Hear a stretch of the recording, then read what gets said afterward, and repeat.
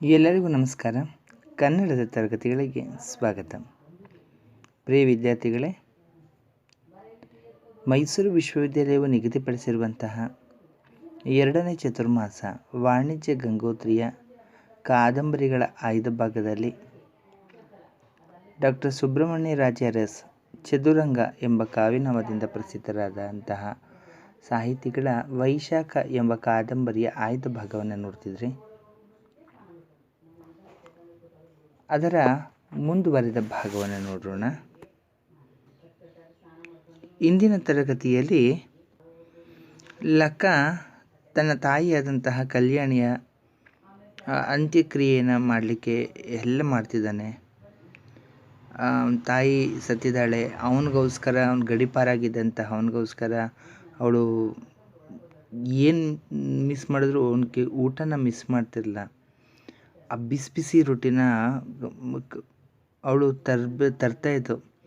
ಆ ತರುವಂಥ ಅವಳು ಭಾಗ, ಅವಳು ಅದನ್ನು ಎಲ್ಲಿ ಸಿಕ್ಸ್ಕೊಂಡು ಬರ್ತಿದ್ಲು ಅಂದರೆ ನಡಿಗೆ ಸಿಕ್ಸ್ಕೊಂಡು ಬರ್ತಿದ್ವು. ಆ ನಡಿನ ಭಾಗ ಎಲ್ಲ ಸುಟ್ಟೋಗಿರ್ತಿತ್ತು. ಅದು ನಾವು ಮಣ್ಣು ಮಾಡೋ ಸಂದರ್ಭದಲ್ಲಿ ಗಮನಿಸ್ತಾನೆ. ಅಲ್ಲಿಗೆ ಇಂದಿನ ತರಗತಿ ಅಂತಿತ್ತು. ಅದ್ರ ಮುಂದುವರೆದ ಭಾಗವನ್ನು ನೋಡೋಣ. 8 ಜೀನಕ್ಕೊಂದು ಬಟ್ಟೆ ಈ ಕೊಳಕ ಇದನಿಗೆ ದಿರಿಸಿ ಅವಣಿಸ್ದೆ, ನಾವೇನು ಕುಬೇರನ ಮೊಮ್ಮಕ್ಕಳ ಅಂದು ಗುಡ್ಲ ಒಳಕ್ಕೆ ಹೋಗಿದ್ಲ. ಅವ್ವ ಹಿಂಗೆ ಆಗಾಗ ಮಾಡ್ತಾನೇ ಇದ್ಲು. ಇದೇ ಯೋಚನೆಯಲ್ಲಿ ಅದೇಟೋತು ಅವ್ವನ ಎಣವ ತಬ್ಬದಂಗೆ ನಿಂತಿದ್ದನೋ ತಿಳಿದು. ಅಪಾರ ಕಾಲ ಕುಳಿದ ಮೇಕೆ ಮೆತ್ತಿಗೆ ಅವ್ವನ ಓಟಿಂದ ಮುಖ ತೆಗೆದು ಈ ಏಟು ತಬ್ಬಿಕೊಂಡಿದ್ರೆ ತಾನೆ ಓಟೋದ ಜೀವ ಮತ್ತು ಮರಳಿ ಬಂದಾತ ಅಂತ ಸಮಾಧಾನ ತಂದುಕೊಂಡು ಪುನಃ ಕಲ್ಲುಗಳ ಒಂದೊಂದಾಗಿ ಎತ್ತಿ ಅವ್ವನ ಎಣದ ಸುತ್ತ ಬೇಸರಕ್ಕೆ ಆರಂಭಿಸ್ದ. ಅವನ ತಾಯಿ ಎಣ್ಣನ ಕಲ್ಲುಗಳನ್ನು ಬೇಸರಿಸ್ಬೇಕಾದ್ರೆ ಅವನ ಹಳೆ ಘಟನೆಗಳನ್ನೆಲ್ಲ ನೆನಪಿಸ್ಕೊತಿದ್ದ. ಆ ಘಟನೆಗಳನ್ನೆಲ್ಲ ನೆನಪಿಸ್ಕೋತ ಅವ್ವನ ಕಲ್ಲುಗಳ ಹೆಣನ ಬೇಸರಿಸ್ತಿದ್ದ. ಇಲ್ಲಿ ಶಿವನಿ ಮೊಗ ತೊತ್ತುಗಂಡು ದ್ವಾವಾಜಿ ಜೊತೆ ಸುಮಾರು ಹೊತ್ನಲ್ಲೇ ಬಂದು ಅಣ್ಣ ಅವ್ವನ ಶವಕ್ಕೆ ಕಲ್ಲು ಸೇವೆ ಮಾಡ್ದಾನೆ. ಕಣ್ಣೀರು ಕಚ್ಚಿ ಮಾಡ್ತಾ ನಿಂತಿದ್ಲು. ವಾಲ್ಗಿಯರ ಇನ್ನು ಕೆಲವು ಗಂಡಸರು ಹೆಂಗಸರುವೆ ಬಂದು ನಿಂತು ಕಂಡು ಮಾಡಿದ್ರು. ಆ ಕಡೆ ಕೆಲಸಕ್ಕೆ ಬಂದು ಊರು ಬಾಕಿ ಜನವೋನೆ ಹಂಗೆ ಮಾಡ್ತಾ ನಿಂತ್ಕೊಂಡ್ರು. ನಂಜೇಗೌಡ್ರುವೆ ತಮ್ಮ ಹೊಲಕ್ಕೆ ಬಂದು ನಿಂತ್ಕೊಂಡಿದ್ರಿದ್ರ ಶಿವನಿ ಅಣ್ಣನ ಸಮೀಪಕ್ಕೆ ಹೋಗೋಕ್ಕೆ ಅಡ್ಚಾಣೆ ದೂರದಿಂದಲೇ ಕಣ್ಣೀರು ಸುರಿಸ್ತಾ ನಿಂತಳು. ನಂಜೇಗೌಡರು ಲಕ್ಕ ತನ್ನ ಅವನ್ನ ಕಲ್ಲು ಸೇವೆ ಮಾಡೋದು ನೋಡೋಕ್ಕೆ ಬಂದವರಲ್ಲ. ಫಾರೆಸ್ಟ್ ಗಾರ್ಡ್ ರಾಮಯ್ಯ ತನ್ನ ಮಾಮೂಲು ಸರಿಯಾಗಿ ಬಟವಾಣೆ ಆಗಿನಿಲ್ಲ ಅಂತ ಕಾಡಿನಲ್ಲಿ ಕದ್ದು ಗಂಧದ ಮರಗಳ ಕಡಿಯೋಕ್ಕೆ ಅವಕಾಶ ಕೊಟ್ಟಿರಲಿಲ್ಲ ಅಂತಕ್ಕೇನೆ ಊರಿನಲ್ಲಿ ರಸಕವಳ ಮೆದ್ದಿಸಿ ಕಾಂಚಾಣೆಯನ್ನು ಕೊಡಬೇಕು ಅನ್ನೋದನ್ನು ಇನ್ನು ಬಗ್ಗೆ ಅರಿದೆ ಅದರ ತೀರ್ಮಾನಕ್ಕಾಗಿ ತನ್ನ ಹೊಲಕ್ಕೆ ಬಂದು ಗಾರ್ಡಿನ ಜೊತೆಗೆ ಚರ್ಚೆ ಮಾಡ್ತಾ ಬ್ಯಾಲದ ಮರದ ಕೆಳಗೆ ಕೂತರು. ಕಲ್ಲು ಸೇವೆ ಮಾಡುವಾಗ ಲಕ್ಕ ದೂರದ ಹೊಲದಲ್ಲಿ ತನ್ನ ತಂಗಿ ಶಿವನಿ ಮೊಗ ತತ್ಗಂಡು ನಿಂತಿದ್ದ ಮಾಡಿದ್ರೂ ನಂಜೇಗೌಡರು ಸಮೀಪದಲ್ಲೇ ಕೂತಿದ್ರಿಂದ ಅವಳ ಹತ್ರಕ್ಕೆ ತಾನು ಹೋಗುವಾಗಿಲ್ಲ, ತನ್ನ ಹತ್ರಕ್ಕೆ ಅವಳು ಬರುವಂಗೆ ಸಾಧ್ಯವೇ ಇರಲಿಲ್ಲ. ಅವ್ರ ಮನೆ ಕಿಸಾಂತರಾಗ ನನ್ನ ಸ್ವಂತ ತಂಗಿ ಕುಟ್ಟು ಮಾತಾಡೋಕೆ ಆಸ್ಪದ ಕೊಡ್ರಲ್ಲ ಅಂತ ಕ್ಯಾಣದಿಂದ ಗೊಣಗ್ತಾ ಅವನು ಮಾಡ್ತಿದ್ದ ಕಲ್ಲು ಸೇವೆ ತನ್ನ ಅವ್ವನ ಮುಖ ಮುಚ್ಚಿದ ಮ್ಯಾಕೆ ತಲೆಗೆ ದಪ್ಪ ಮರದ 5-6 ತುಂಡು ಬಡಿಗೆಗಳನ್ನು ಕೊಟ್ಟು ಅದರ ಮೇಲೆ ಒಂದು ದಪ್ಪನೆ ಬಂಡ್ಗಲ್ಲ ಏರ್ದ.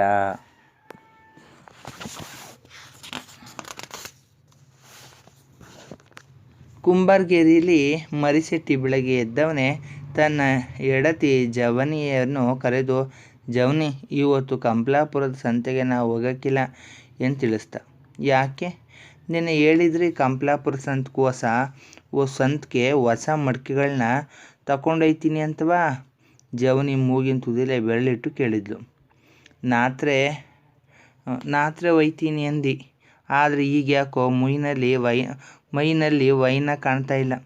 ಅಂದರೆ ಜರ್ಗಿರ ಬಂದಿತ್ತದ ಇರ್ಬೋದು. ಯಾಕೋ ಎದೆನಿಂದ ಬೋ ಸುಸ್ತು. ಹ್ಞೂ ಜರ ಬಂದಿರೋ ವಂಗದೆ ನೀವು ಸುಮ್ಕೆ ಅಟ್ಟಿಲೆ ಮನಿಕನಿ, ನಾನು ಮಡಿಕೆಗಳನ್ನು ಕಂಪ್ಲಾಪುರದ ಸಂತೆಗೆ ತಗೊಂಡೋಗಿ ಮಾರ್ಕೊಂಬತ್ತೀನಿ ಎಂದು ಜವನಿ ಹೇಳ್ತಿರುವಂತೆ ಹೊಸ ಗಡಿಗೆಯೊಂದರಲ್ಲಿ ಇಲಿಯೊಂದು ಹೇಗೋ ಒಳಗೆ ಬಿದ್ದು ಒದ್ದಾಡ್ತಿತ್ತು. ಇದರ ವಂಶ ನಿರ್ವಂಶವಾಗ ಆಳ್ಗೇರಿಯವು ಯಾಪಾಟೆ ಏಟ್ಬಿಟ್ಟವೆ ಎಂದು ಸಪ್ಪಳ ಹಾಕುತ್ತಾ ಆ ಗಡಿಗೆಯನ್ನೆತ್ತಿಕೊಂಡು ಹೋಗಿ ಬೀದಿಗೆ ದಬಾಕಿದ್ಲು. ಗಡಿಗೆಯನ್ನು ಮೇಲೆತ್ತುವಾಗ ಇಲಿ ಇನ್ನೂ ಒದ್ದಾಡ್ತಿತ್ತು. ತುಸು ಹೊತ್ತಿನಲ್ಲೇ ಅದರ ಚಲನೆಯೆಲ್ಲ ನಿಂತು ಅದು ತಟಸ್ಥವಾಗಿ ಆಗಾಗ ಅಂಗಾತ ಬಿದ್ದುಕೊಂಡಿತ್ತು. ಇದೇನು ಕತೆ? 3 ದಿನದಿಂದಲೂ ಮೂಲೆಯಲ್ಲಿ ಮುಡುಕಲಲ್ಲಿ ಅಲ್ಲೊಂದು ಇಲ್ಲೊಂದು ಇಲಿ ಸತ್ತು ಬೀಳ್ತಾವೆ ಅವೆ. ನಾನುವೇ ಅವನ್ನ ಗುಡಿಸಿ ಇತ್ಲ ಜೋರಿ ಹಾಕಿ ತೆಪ್ಕಾದೆ. ಈಗ ಇನ್ನೂ ಒಂದು ಇಲಿ ಗಡಿಗೆಲಿ ಸತ್ತು ಬಿದ್ದದೆ. ನಾನು ಅವತ್ತಿನಿಗಾಗ ಮಡಗದೆ ಹೋದ್ವು ತೆಪ್ಪಾಯಿತು. ಇವತ್ತು ನೋಡಾಗ ಕಾಗೆ ಬಂದು ಇದನ್ನು ಎತ್ಕೊಂಡು ಹೋಯ್ತದೋ ಹೆಂಗೋ ಅಂತವ ಎಂದು ಆ ಸತ್ತಿಲಿಯನ್ನು ಅಟ್ಟಿಯ ಬೀದಿಗೆ ಎಸೆದು ಜಗಲಿ ಕಂಬದಿಡಿದು ನೋಡ್ತಾ ನಿಂತಿದ್ದು. ಅವಳು ನಿಂತಿದ್ದಾಗಿಯೇ ಒಂದು ಕಾಗೆ ಎಲ್ಲಿಂದಲೂ ಬಂತು. ದೂರದಲ್ಲಿ ಕುತ್ಕೊಂತು. ಕುಪ್ಪತ್ತ ಬಂದು ಆ ಸತ್ತಿಲಿಯನ್ನು ಸಮೀಪಿಸಿತು. ಅಲ್ಲೇ ಕುಳಿತು ಸೂಕ್ಷ್ಮವಾಗಿ ತನ್ನ ಬೇಟೆಯನ್ನು ಪರಿಶೀಲಿಸಿತು. ಕೊನೆಗೆ ಅದಕ್ಕೆ ಏನೆನಿಸಿತೋ ಆ ಇಲಿಯನ್ನು ಮುಟ್ಟದೆ ಕಾ ಎಂದು ಕರ್ಕಶವಾಗಿ ಕೂಗುತ್ತಾ ಹಾರಿಹೋಯಿತು. ಇನ್ನೊಂದು ಕಾಗೆ ಬಂತು, ಮತ್ತೊಂದು ಬಂತು. ಆದರೆ ಯಾವ ಕಾಗೆಯೂ ಆ ಇಲಿಯನ್ನು ಮುಟ್ಟಲಿಲ್ಲ. ಆ ಬೀದಿಯ ಮೇಲೆ ಆ ಇಲಿನ ನೇರಕ್ಕೆ ಗುರಿಯಿಟ್ಟು ಹಾರುತ್ತಿದ್ದ ಒಂದು ಹದ್ದು ಆ ಸತ್ತಿಲಿಯ ಮೇಲೆ ಎರಗುವಂತೆ ಸರ್ರನೆ ಇಳಿದು ಬಂದದ್ದು. ಅದೂ ಸಹ ಇಲಿಯನ್ನು ಮುಟ್ಟದೆ ಕೆಳಗೆ ಇಳಿದು ಬಂದಷ್ಟೇ ಕ್ಷಿಪ್ರವಾಗಿ ಹಾರಿಹೋಯಿತು.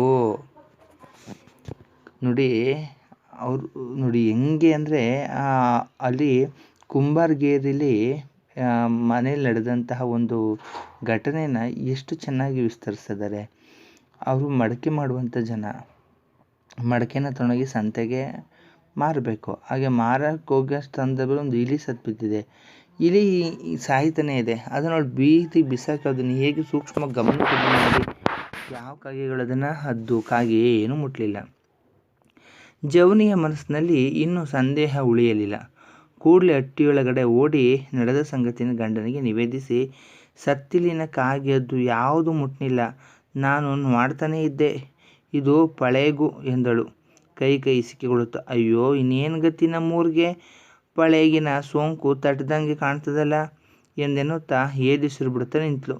ಅವಳ ಗಂಡ ಈ ಸುದ್ದಿ ಕೇಳಿ ಗಾಬರಿಯಾದ. ಆದರೆ ಈ ಸುದ್ದಿ ಊರಿನಲ್ಲಿ ಪ್ರಕಟವಾಗಬಾರದೆಂಬುದೇ ಅವನ ಹೆಬ್ಬಯಕೆ. ಯಾಕೆಂದರೆ ಗಟ್ಟಿಯಾಗಿ ಅನ್ನ ಬ್ಯಾಡ ಕಣೇ, ಊರು ಬಿಟ್ಟು ನಾವು ಮಕ್ಕಳು ಮರಿ ಕಟ್ಕೊಂಡು ಹೋಗ್ಬೇಕಾಯ್ತದೆ. ಆ ಫಜೀತಿ ಹತ್ತೋರು ಯಾರು?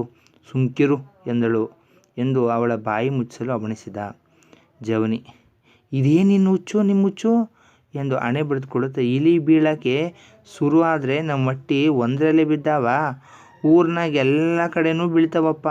ಇದು ಏಟು ಜಿನ ಅಂತ ಮುಚ್ಕೊಳಕ್ಕಾಗತ್ತದು ಎಂದವಳು ಮರಿಸೆಟ್ಟಿಯನ್ನು ಸಮೀಪಿಸಿ, ನಿಮ್ಮ ಕಂಕುಳಲ್ಲಾಗಲಿ ತೊಡೆಲಾಗಲಿ ಏನಾರು ಗಂಟೆದ್ದಿದೆಯಾ ನೋಡ್ಕನಿ ದನಿ ತಗ್ಸಿ ಕೇಳಿದ್ಲು. ಮರಿಸೆಟ್ಟಿ ಜವನಿ ಸೂಚಿಸಿದ ಎಡೆಗಳಲ್ಲಿ ಮುಟ್ಟಿ ನೋಡಿ, ಸದ್ಯಕ್ಕೆ ಯಾವ ತಾವು ಗಂಡು ಕಾಣ್ತಾ ಇಲ್ಲ ಎಂದು ನುಡಿದಾಗ ಉಸಿರು ಬಿಟ್ಟ. ಜವನಿ ಇನ್ನೂ ನಿದ್ದೆ ಮಾಡುತ್ತಾ ಮಲಗಿದ್ದ ಮಕ್ಕಳನ್ನು ಎಬ್ಬಿಸಿ ಅವರಿಗೂ ಜ್ವರ ಬಂದಿಲ್ಲವೆಂಬುದನ್ನು ಖಾತ್ರಿಪಡಿಸಿಕೊಂಡಳು. ಆದರೆ ತನ್ನ ಪತಿಗೆ ಜ್ವರ ಈಗಾಗಲೇ ಶುರು ಆಗದೆ ಮುಂದಕ್ಕೆ ಪಳಗಿನ ಗಂಟು ಕಾಣಿಸುತ್ತದೋ ಏನೋ, ಯಾರು ಹೇಳೋವಂಥದ್ದು ಏನೋ, ಈ ಬಿಸಿಲು ಮಾರಮ್ಮನೆ ಕಾಯಬೇಕು ಎಂದು ಅರಿಶಿನ ಪಾವಡೆಯಲ್ಲಿ ಕಾಣೆಯನ್ನು ಆ ದೇವಿಗೆ ಕಾಣಿಕೆ ಕಟ್ಟಿಟ್ಟು, ತಾಯಿಯನ್ನು ಮಟ್ಟಿ ಕಾಯ್ಕಳವ ಎಂದು ಬೇಡಿದ್ಲು. ಆದರೆ ಎಣಿಸಿದ ಹಾಗೆ ಇಲಿಗಳು ಸತ್ತು ಬಿದ್ದಿದ್ದು ಅವಳೊಬ್ಬಳ ಹಟ್ಟಿಯಲ್ಲೇ ಏನಲ್ಲ, ಊರಿನ ಇನ್ನೂ ಕೆಲವು ಮನೆಗಳಲ್ಲಿ 7-8 ದಿನಗಳಿಂದಲೂ ಸತ್ತು ಬೀಳುತ್ತಲೇ ಇದ್ದವು. 3-4 ಮಂದಿ ಆಗಲೇ ಸತ್ತು ಆ ಹೆಣಗಳ ಮನೆಯವರು ಗೌಪ್ಯವಾಗಿ ಮಣ್ಣು ಮಾಡಿದರು. ಈ ಸಮಾಚಾರ ಒಳಗೆ ಗುಡುಗಾಡುತ್ತಿದ್ದ ಬಾವಿಗಳಲ್ಲಿ ಹೆಂಗಸರು ನೀರು ಸೇದುವಾಗ, ಕೆರೆ ಕಟ್ಟೆ ಕೊಳಗಳಲ್ಲಿ ಬಟ್ಟೆ ಒಗೆಯುವಾಗ ಗಂಡಸರು ಚಾವಡಿ ಅಶ್ವತ್ಥಕಟ್ಟೆಗಳ ಮೇಲೆ ಕುಳಿತಾಗ ಸ್ಫೋಟಗೊಳ್ಳುತ್ತಿತ್ತು. ಭಯದಿಂದ ಅದರ ಬಗ್ಗೆ ಮಾತು ಸಿಡಿದವರು ಮರಗಳಿಗೆ ಎಲ್ಲೆ ಅಯ್ಯೋ ಊರಂದ ಮ್ಯಾಕೆ ಕಾಯಿಲೆ ಕಸಾಲೆ ಬರೋದಿಲ್ವಾ, ಇದಕ್ಕೆ ಯಾಕೆ ಹೆದರಬೇಕು ಎಂದು ಸಮಾಧಾನ ತೆಗೆದುಕೊಳ್ಳುವರು. ಶಿವನಿಗೆ ತನ್ನ ತಾಯಿ ಕಲ್ಯಾಣಿಯು ಸತ್ತದ್ದು ಪ್ಲೇಗ್ನಿಂದಲೇ ಎಂಬುದು ಈಗ ಖಚಿತವಾಗಿತ್ತು. ಕಲ್ಯಾಣ ಕಂಕಳಲ್ಲಿ ಎದ್ದಿದ್ದ ಗಂಟೆ ಅವಳ ನಂಬಿಕೆಗೆ ಪ್ರಮಾಣವಾಗಿತ್ತು. ಆಗ ನನಗೆ ಗೊತ್ತೇ ಆಗಲಿಲ್ಲ ಕಣತ್ತೆ, ಅವನ ಕಂಕಳಲ್ಲಿ ಎದ್ದ ಗಂಟು ಕುರ ಅಂದ್ಕೊಂಡು ಸುಮ್ಮನಾಗ್ಬಿಟ್ಟೆ ಎಂದು ದ್ಯಾವಜಿಯ ಸಂಗಡ ತೋಡಿಕೊಂಡ್ಳು. ಅದಕ್ಕೆ ದ್ಯಾವಜಿ, ಗೊತ್ತಾಗಿದ್ರೆ ತಾನು ನೀ ಏನು ಮಾಡೋ ಹಂಗಿದ್ದೆ ಎಂದು ಹೇಳಿದವಳು. ಈ ಮಾತ ಬೇರೆಯವ್ರಿಗೆ ಬಾಯಿಗೆ ಹಾಕ್ಬೇಡ, ಆಮ್ಯಾಕೆ ನಾವು ಊರು ಬಿಟ್ಟು ದೌಡು ಓಡಬೇಕಾಯ್ತದೆ. ಅದು ಯಾರು ಈ ಪಜೀತಿ ಇವತ್ತೋರು, ಸಾಯೋದಿದ್ರೆ ಪೇಳಗೆ ಬಂದು ಸಾಯ್ಬೇಕಾ, ಭ್ರಾಂತು ಎಂದು ಅಟಕಾಯಿಸಿದಳು. ಮುಂದಿನ ದಿನಗಳಲ್ಲಿ ಸಾಮಾನ್ಯವಾಗಿ ಊರಿನ ಎಲ್ಲ ಕೇರಿಗಳಲ್ಲೂ ಇಲಿಗಳು ಮೇಲಿಂದ ಮೇಲೆ ಸತ್ತು ಊರಿನವರನ್ನು ದಿಗಿಲುಗೊಳಿಸಿದ್ದವು. ಯಾರದೋ ಹಟ್ಟಿಯ ತೊಂಬೆಯಲ್ಲಿ ಒಂದು ಇಲಿ ಸತ್ತು ಬಿದ್ದಿತಂತೆ. ತಿನ್ನೋ ಕಾಳಿಗೂ ಬಂತು ಬಿತ್ತಲ್ಲ, ಹಾಳ್ಗೇರಿದು ಎಂದು ಆ ಮನೆ ಯಜಮಾಂತಿ ಹೂಲೆಬ್ಬಿಸಿದ್ಲಂತೆ. ಬೇರೆ ಯಾರದೋ ಹಟ್ಟಿಯಲ್ಲಿ ಮೇಲಿನಿಂದ ಉಣ್ಣುವ ತಣಿಗೆಗೆ ಬಿದ್ದು ಆ ಹೊತ್ತಿನ ಊಟವನ್ನು ಕಿತ್ತು ಹಾಕಿತಂತೆ. ಬಾವಿ ಕಟ್ಟೆಯಲ್ಲಿ ಒಬ್ಬಳು ಬಾವಿಗೆ ಚೆರಿಗೆ ಬಿಟ್ಟು ನೀರು ಸೇದುವಾಗ ಬಾವಿ ಕಟ್ಟೆ ಗೂಡಿಗೆ ಕಾಲಿಟ್ಟರೆ ಏನೋ ಪಾದಕ್ಕೆ ಮೆತ್ತಿದಂಗೆ ನುಣುಪಾಗಿ ಸಿಕ್ಕ ಪಿಚಕ್ ಅಂತ ಎಂಥದೋ ಕಡೆದಾಗಿತ್ತು. ಅವಳು ಹೆದರಿ ತನ್ನ ಪಾದವನ್ನು ಹಿಂದಕ್ಕೆ ತೆಗೆದು ನೋಡಿದರೆ ಅವಳ ಗೂಡಿನಲ್ಲಿ ಒದ್ದಾಡ್ತಾ ಕೂತಿದ್ದ ಒಂದು ಇಲಿಯನ್ನು ಘನ ಮಾಡಿ ಅವಳ ಪಾದಕ್ಕೆಲ್ಲ ಅದರ ರಕ್ತ ಮೆತ್ತಿತಂತೆ. ಮಕ್ಕಳು ಶಾಲೆಗೆ ಹೋಗುವಾಗ ದಾರೀಲಿ ಅವರ ಮುಂದೆ ಬಂದು ಸುತ್ತಿ ರಕ್ತಕಾರಿ ಬೀಳ್ತಿದ್ದ ಇಲಿಗಳನ್ನು ಆ ಮಕ್ಕಳು ಚೆಂಡಾಡುವ ಹಾಗೆ ಅವುಗಳನ್ನು ಒದ್ದು ಬೇಲಿಗೆ ತಳ್ಳುತ್ತಿದ್ರಂತೆ. ಅವರು ಹಾಗೆ ಮಾಡುವುದನ್ನು ಕಂಡಾಗ ಉಪಾಧ್ಯಾಯರು ಆ ಹುಡುಗರನ್ನ ಬೈದು, ಪೆದ್ದು ಮುಂಡಿಯವ, ನೀವು ಸಾಯಬೇಕು ಎಂದು ಆಸೆಯೇನು, ಇವು ಪ್ಲೇಗ್ ತಗಲಿರೋ ಇಲಿಗಳು, ಇವನ್ನು ಮುಟ್ಟಿದರೆ ನಿಮಗೂ ಪ್ಲೇಗು ಗೆಡ್ಡೆ ಬಂದ್ಬಿಡತ್ತೆ, ಹುಷಾರಾಗಿರಿ ಎಂದು ಎದುರಿಸಿದ್ರಂತೆ. ಇನ್ಮೇಲೆ ಈ ಇಲಿಗಳ ತಂಟೆಗೆ ಹೋಗಬೇಡಿ ಎಂದು ಬುದ್ಧವಾದ ಹೇಳಿದ್ರಂತೆ. ಊರಿನ ತುಂಬ ಇಂಥವೇ ಸುದ್ದಿ. ಎಲ್ಲಾದರೂ ಸರಿ ಒಬ್ಬರು ಇನ್ನೊಬ್ಬರನ್ನು ಸಂಧಿಸಿದಾಗ ಊರಿನಲ್ಲಿ ಇಲಿಗಳು ಸಾಯುವ ಸುದ್ದಿಯಲ್ಲದೆ ಬೇರೆ ಮಾತೇ ಅವರ ನಡುವೆ ಸುಳಿಯುತ್ತಿರಲಿಲ್ಲ. ಇಲಿಗಳು ಹೀಗೆ ಸತ್ತು ಬಿಡುವುದರ ಜೊತೆಗೆ ಪ್ರತಿ ರಾತ್ರಿ ಬೆಟ್ಟದ ಚಿತ್ರ ಮೂಲಕ ಕೋಟೆಯಿಂದ ಹೆಣ್ಣು ಅಳುವಂತಹ ಸದ್ದು ಕೇಳಿಸ್ತಲೇ ಇದ್ದುದರಿಂದ ಧರ್ಮನಹಳ್ಳಿಯ ಜನ ಊರಿಗೆ ಬಂದಿರುವ ಈ ವಿಪತ್ತಿಗೂ ಬಸುರಿಯಾದ ರುಕ್ಮಿಣಿಯ ಕಾಣೆಯಾಗಿದ್ದಕ್ಕೂ ಸಂಬಂಧ ಕಲ್ಪಿಸಿ ಭೀತರಾದರು. ಊರಿನಲ್ಲಿ ಯಾರೋ ಅಂದರು, ರುಕ್ಮಿಣವ್ವನ ಈ ಥರ ಗೋಳ್ಕಿಚ್ಚಿ ಉಯ್ದಿದ್ರಿಂದಲೇ ಊರಿಗೆ ಈ ಪೆಳಗು ಉಪದ್ರ ಕಾಣಿಸಿರೋದು. ಇವರೆಲ್ಲ ಬೋ ಸುದ್ದು ಅನ್ನೋವಂಗೆ ಪಾಪ ಆ ಬಡಪಾಯಿ ಮ್ಯಾಕೆ ನ್ಯಾಯ ಅಟ್ಕಂಡರು. ಅದು ಯಾರಾಗ ಆ ಬ್ರಾಹ್ಮಣರು ಅವಳ ತಲೆ ಬೋಳಿಸಿ ಕತ್ತಿ ಮೇಲೆ ಕುದುರಿಸಿ ಊರಿಂದ ಓಡಿಸ್ತೀವಿ ಅಂದ್ರಲ್ಲ, ಅದಕ್ಕೆ ಈ ಪುಣ್ಯಾತ್ಕಿತಿ ತನ್ನ ಹೆಣವೂ ಸಿಕ್ಕದಂಗೆ ಚಿತ್ರಮೂಲದ ಕ್ವಾಟ್ಗೋಗಿ ಸತ್ತಿರಬೇಕು. ಅವರು ಮಾಡಿದ ತೆಪ್ಪಿಗೆ ಈಗ ಊರೇ ಅನುಭವಿಸ್ಬೇಕಾಗಿ ಬಂದದೆ. ಪ್ರತಿ ರಾತ್ರಿ ಆ ಹೆಣ್ಣು ಅಲ್ಲಿಂದ ಶೋಕ ಮಾಡ್ತಾನೆ ಕೇಳಿಸಕ್ಕಿಲ್ವಾ, ಅವಳು ಕಿಚ್ಚು ನಮ್ಮೂರು ಸುಡದೆ ಬಿಡೋಕ್ಕಿಲ್ಲ. ಒಬ್ರಿಗೆ ಅನ್ನಿಸ್ತಿದ್ದು ಇನ್ನೊಬ್ರಿಗೂ ಅನ್ನಿಸಿ ಬ್ರಾಹ್ಮಣರ ವರ್ತನೆಯ ಬಗ್ಗೆ ಜನರಲ್ಲಿ ವಿರೋಧ ವ್ಯಕ್ತವಾಗತೊಡಗಿತು. ಇದರಿಂದ ಹೆದರಿದ ವೆಂಕಣ್ಣ ಜೋಯಿಸರು ನಂಜೇಗೌಡರ ಸಂಗಡ, ಇದೇನು ನಂಜೇಗೌಡ್ರೆ, ರುಕ್ಮಿಣಿ ನಾಪತ್ತೆಯಾಗಿದ್ದಕ್ಕೆ ನಾವು ಬ್ರಾಹ್ಮಣರು ಕೇರಿಯವರು ಮಾಡಿದ ತೀರ್ಮಾನವೇ ಕಾರಣ ಎಂದು ಊರಿನವರು ನಮ್ಮ ಮೇಲೆ ದೂರು ಹೊರಿಸ್ತಾ ಇದ್ದಾರಲ್ಲ, ಇದಕ್ಕೆ ನೀವೇನು ಹೇಳ್ತೀರಾ ಎಂದು ಪ್ರಸ್ತಾಪ ಮಾಡಿದರು. ಅಯ್ಯೋ, ಗೋಕುಲಾಷ್ಟಮಿಗೂ ಇಮಾಮ್ ಸಾಬಿಗೂ ಯಾವ ಸಂಬಂಧವಾ ಬುಡಿ ಜೋಯಿಸ್ರೆ, ಜನದ ಮಾತು ಕೇಳ್ತಾನೆ ಇರಿ, ನಿಮ್ಮ ಕೈಗೆ ಹಿಡಕಂಗೋಡ್ಗಿ ಆಮ್ಯದ ತುಣಿಸ್ಬಿಡ್ತಾರೆ. ನಂಜೇಗೌಡರು ಹುರಿದುಂಬಿಸಿದರು. ವೆಂಕಣ್ಣ ಜೋಯಿಸರ ಪಡಶಾಲೆಯಲ್ಲಿ ಸೇರಿದ್ದ ಬ್ರಾಹ್ಮಣರಿಗೆ ಧೈರ್ಯ ಉಂಟಾಗಲಿಲ್ಲ. ನಂಜೇಗೌಡ ಗುಳ್ಳೆನರಿಯಂಥ ಮನುಷ್ಯ. ಅವನದು ಹಿಂದೆ ಒಂದು ಮಾತು, ಮುಂದೆ ಇನ್ನೊಂದು ಮಾತು. ಈ ಗುಂಪಿನಲ್ಲಿ ನಮ್ಮನ್ನು ಬೈದು ಇಲ್ಲಿ ಬಂದು ನಮ್ಮನ್ನು ಉಬ್ಬಿಸ್ತಾ ಇದ್ದಾನೆ. ಊರಿನ ಬಹುಮಂದಿಯ ವಿರೋಧ ಕಟ್ಟಿಕೊಂಡರೆ ಮುಂದೆ ನಮ್ಮ ಮಕ್ಕಳು ಮರಿ ಬಾಳ್ವೆ ಮಾಡೋಕ್ಕಾದರೂ ಹೇಗೆ ಎಂಬ ಚಿಂತೆ ಅವರನ್ನು ಕಾಡಿತು. ಬ್ರಾಹ್ಮಣಕೆರೆಯ ಮಾನಸದಲ್ಲಿ ಈ ರೀತಿ ತಳಮಳ ಉದ್ಭವಿಸಿದಾಗ ಒಂದು ರಾತ್ರಿ ಕೇಶವಯ್ಯನಿಗೆ ಒಂದು ಕನಸು ಬಿದ್ದಿತು. ಕೇಶವಯ್ಯ ಅಜಾರದಲ್ಲಿ ಮಲಗಿದ್ದಾನೆ. ಅವನ ಜೊತೆಯಲ್ಲಿ ಸಾಲಾಗಿ ಅವನ ಮಡದಿ ಮಕ್ಕಳು ಮಲಗಿದ್ದಾರೆ. ಇದ್ದಕ್ಕಿದ್ದಂತೆ ಯಾರೋ ಅಜಾರದ ಬಾಗಿಲನ್ನು ತೈಡೆಂದು ನೂಕಿ ಒಳಗೆ ಬಂದಂತಾಯಿತು. ಕೇಶವಯ್ಯ ಕಣ್ಣು ಬಿಟ್ಟ. ಅವನ ಕಣ್ಣು ದೃಶ್ಯ ಅವನು ಪುನಃ ಕಣ್ಣು ಮುಚ್ಚುವಂತಿತ್ತ. ಕೆದರಿದ ತಲೆ ಕೂದಲು, ಮುಖ, ಕೈಕಾಲುಗಳೆಲ್ಲ ಬಳಿದ ಅರಿಶಿನ, ಹಣೆಗೆ ರೂಪಾಯಿ ಅಗಲದ ಕುಂಕುಮ, ಅಚ್ಚ ಬಿಳಿ ಸೀರೆ, ಕುಪ್ಪಸ ತೊಟ್ಟು ಉಗ್ರವಾಗಿ ಬಾಯಿ ತೆರೆದು ರುಕ್ಮಿಣಿಯ ಪ್ರೇತ ತನ್ನತ್ತಲೇ ಬರುತ್ತಾ, ನಾ ಸಾಯಕ್ಕೆ ನೀವೇ ಕಾರಣ, ನಿಮ್ಮ ನ್ಯಾಯವೇ ಕಾರಣ. ನೀವು ಸುಮ್ಮನೆ ಇದ್ದಿದ್ರ ನಾ ಎಲ್ಲೋ ಹೋಗಿ ಬದುಕೊಳ್ತಿದ್ದೆ. ನಾನು ಮಾಡಿದ ಪಾಪಕ್ಕಿಂತ 100 ಮಡಿ ಪಾಪ ಮಾಡಿದವರು ನಿಮ್ಮಲ್ಲಿದ್ದೀರಿ. ಈಗಿದ್ದು ನೀವು ನಾನು ಒಂದು ಬಾರಿ ಎಡವದೇನೆ ದೊಡ್ಡದು ಮಾಡಿ ನನ್ನ ನಾಶ ಮಾಡಿದ್ರಿ. ಈಗ ನಾನು ನಿಮ್ಮನ್ನು ಸುಮ್ಮನೆ ಬಿಡುವುದಿಲ್ಲ. ನಿಮ್ಮ ಕೇರಿಯಲ್ಲಿ ಯಾರ್ಯಾರು ನನಗೆ ತೊಂದರೆ ಕೊಟ್ಟಿದ್ದೀರೋ ನೀವು ಪ್ರತಿಯೊಬ್ಬರ ಮೇಲೂ ನನ್ನ ಸೇಡು ತೀರಿಸ್ಕೊಳ್ಳದೆ ಬಿಡುವುದಿಲ್ಲ. ನಿಮ್ಮ ಎದೆಯ ಮೂಳೆಗಳನ್ನೆಲ್ಲ ಮುರಿದು ಒಲೆಗೆ ಬೆಂಕಿಗೆ ಒಡ್ತೇನೆ. ನಿಮ್ಮ ಶರೀರದ ರಕ್ತವನ್ನೆಲ್ಲ ನಾನು ತೃಪ್ತಿಪಡುವಷ್ಟು ಹೀರಿ ಅಂತರ ಶಾಕಿನಿ ಡಾಕಿನಿಯರನ್ನು ನಿಮ್ಮ ರಕ್ತ ಕುಡಿಯಲು ಬಿಟ್ಟು ನನ್ನ ಪಿಶಾಚಿ ಬಾಂಧವರನ್ನು ಸಂತೃಪ್ತಿಪಡಿಸುತ್ತೇನೆ. ಈಗ ಮೊದಲು ನಿಮ್ಮನ್ನು ನಾನು ಆಹುತಿ ತೆಗೆದುಕೊಳ್ಳಬೇಕು. ನಿನ್ನನ್ನು ಕೊಂದು ನಿನ್ನ ರಕ್ತ ಹೀರಬೇಕು. ಹೋ ಎಂದು ವಿಲಕ್ಷಣವಾಗಿ ಅಬ್ಬರಿಸುತ್ತಾ ಬಂದೆರಗಿ ಕೇಶವಯ್ಯನ ಎದೆಯ ಮೇಲೇರಿ ಕುಳಿತು ಕುತ್ತಿಗೆ ಹಿಚಕಿದಂತಾಗಿ ಕೇಶವಯ್ಯ ಬೆವತು ಕಂಗಾಲಾಗಿ ಅಯ್ಯೋ ಕೆಟ್ಟೆ ಎಂದು ಕಿರುಚುತ್ತಾ, ಆದರೆ ಅವನ ಕಿರುಚಾಟವೆಲ್ಲ ಸದ್ದಿಲ್ಲದ್ದು. ಬಾಯಿ ಪಿಟ ಎನ್ನುತ್ತಿದ್ದ ವಿನಃ ಶಬ್ದ ಮಾತ್ರ ಅಲ್ಲಿಂದ ಹೊರಡುತ್ತಿರಲಿಲ್ಲ. ಎಷ್ಟು ವೇಳೆ ಹೀಗೆ ಕಳೆಯಿತೋ, ಯುಗಗಳೇ ಕಳೆದು ಹೋದಂತೆ ಅವನಿಗೆ ಭಾಸ. ತನ್ನನ್ನು ಕೊಂದೆ ಆ ಪ್ರೇತ ತನ್ನೆದೆಯ ಮೇಲಿನಿಂದ ಇಳಿಯುವುದೆಂದು ಅವನು ಭಾವಿಸಿದ್ದ. ಆದರೆ ಅದೇನೋ ಕಡೆಗೊಮ್ಮೆ ಅದು ಅವನೆದೆಯ ಮೇಲಿಂದ ಚಂಗನೆ ಹಾರಿ ಮಾಯವಾಯಿತು. ಕನಸು ಮುಗಿದ ಕೇಶವಯ್ಯನಿಗೆ ಎಚ್ಚರವಾದಾಗ ಅವನ ಶರೀರಾದ್ಯಂತ ಬೆವರಿನಿಂದ ತೊಯ್ದು ಹೋಗಿತ್ತು. ತತ್ಕ್ಷಣ ಹೆಂಡತಿಯನ್ನು ಎಬ್ಬಿಸಿ ತಾನು ಕಂಡ ಭೀಕರ ಕನಸಿನ ಬಗ್ಗೆ ಏನು ಹೇಳ್ತಾನೆ, ಇದನ್ನು ನಾವು ಮುಂದಿನ ತರಗತಿಯಲ್ಲಿ ನೋಡೋಣ. ನೋಡಿ, ಇಲ್ಲಿ ಈ ರೀತಿ ಊರಿಗೆ ಪ್ಲೇಗ್ ಬರಲಿಕ್ಕೆ ಅಂದರೆ ಆ ಹಳ್ಳಿಲೆಲ್ಲ ಏನಾಗ್ತಾಯಿದೆ, ಇಲಿಗಳೆಲ್ಲ ಪ್ಲೇಗ್ ಬಂದು ಸಾಯ್ತಾ ಇದ್ದಾವೆ. ಯಾಕೆ ಸಾಯ್ತಾ ಇದ್ದಾವೆ? ಊಟ ಮಾಡ್ತಿರೋ ತಟ್ಟೆಗೆ ಬೀಳ್ತಾ ಇದ್ದಾವೆ, ಎಲ್ಲಿ ಅಂದರೆ ಅಲ್ಲಿ ಕಾಣಿಸ್ಕೊತಾ ಇದ್ದಾವೆ, ಮಕ್ಳುಗಳು ಚೆಂಡು ಒದ್ದಂಗೆ ಒದಿತಾ ಇದ್ದಾರೆ. ಆ ಮಟ್ಟಿಗೆ ಅವುಗಳು ಇಲಿಗಳು ಏನಾಗ್ತಿದ್ದಾವೆ, ಸತ್ತು ಬೀಳ್ತಾ ಇದ್ದಾವೆ. ಇದು ಪ್ಲೇಗಿನ ಲಕ್ಷಣ. ಇಲ್ಲಿ ಯಾರು ಕಲ್ಯಾಣಿ ಸಾಯ್ಲಿಕ್ಕೂ ಸಹ ಈ ಪ್ಲೇಗೇ ಕಾರಣ ಅನ್ನುವಂಥದ್ದು ಎಲ್ಲೋ ಒಂದು ಮೂಲದಿಂದ ತಿಳಿತಾ ಬರ್ತದೆ. ಆದರೆ ಈಗೆಲ್ಲ ಆಗೋಕ್ಕೆ ಮೂಲ ಉದ್ದೇಶ ಏನು?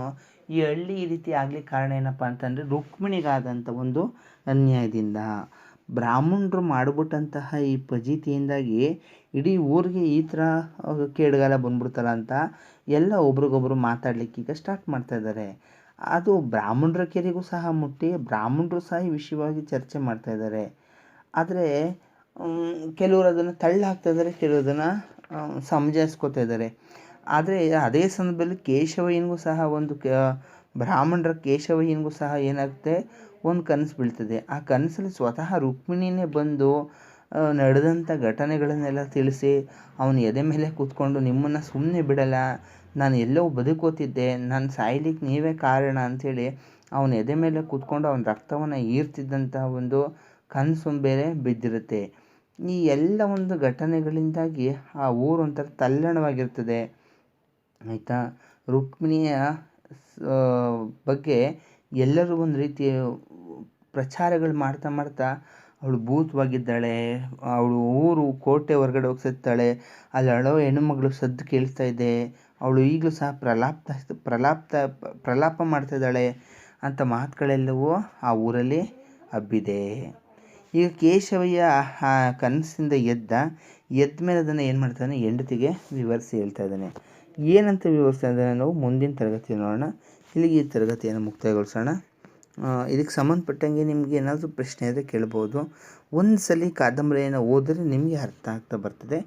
ಎಲ್ರಿಗೂ ನಮಸ್ಕಾರಗಳು, ಧನ್ಯವಾದಗಳು ಮಕ್ಕಳೇ.